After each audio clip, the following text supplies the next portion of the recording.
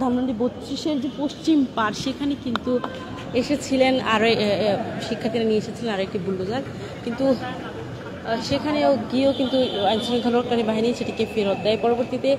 আর যে সামনের দিকটি যেটি রয়েছে সেদিকে কিন্তু আরও একটি সাউন্ড গ্রেনেড কিন্তু নিক্ষেপ করেছে আইনশৃঙ্খলাকারী বাহিনী।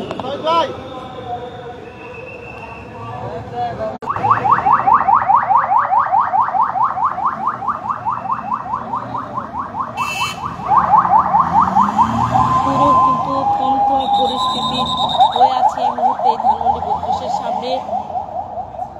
সেনাবাহিনীর সদস্যরা তারা কিন্তু অবস্থানে আছেন এবং পাশাপাশি যারা ছিলেন আসলে এখানে তাদেরকে পুলিশ কিন্তু সরিয়ে দিচ্ছে এই মুহূর্তে ধাওয়া দিয়ে, এবং একের পর এক চারটি কিন্তু সাউন্ড গ্রেনেড তারা নিক্ষেপ করেছে।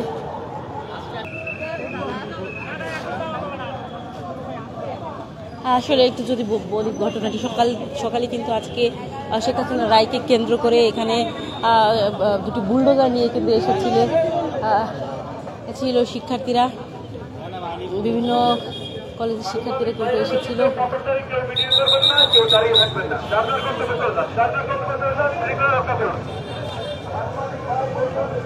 তবে সকাল থেকে তারা এখানে ছিল।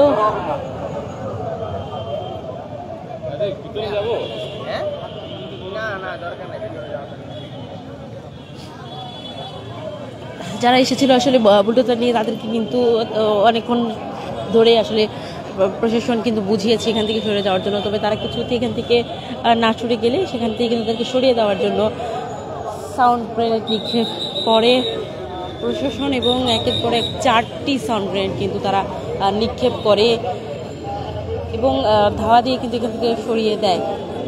এবং সেনাবাহিনীর সদস্যরা তারা কিন্তু এখনো কঠোর অবস্থানে আছে এই সামনে। মূলত সেনাবাহিনী এবং পুলিশ প্রশাসন যেমনটি বলছিলেন, যেহেতু আজকে শেখ হাসিনার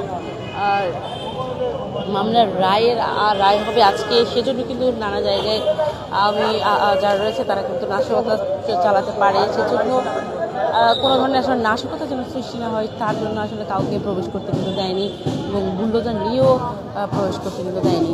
কিছুতেই তারা কথা শুনছিলেন না, সেজন্যই কিন্তু এখানে তাদেরকে সরিয়ে দেওয়ার জন্য কিন্তু সাউন্ড গ্রেনেড নিক্ষেপ করেছে পুলিশ সদস্যরা।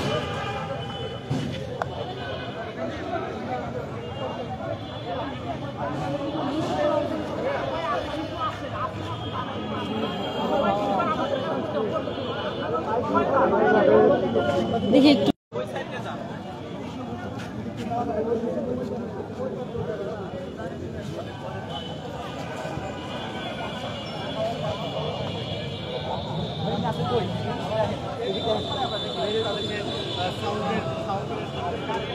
যেমনটি দেখছেন পুরোপুরি থমথমে পরিস্থিতি কিন্তু এই মুহূর্তে এই ধানমন্ডি 32-এর সামনে।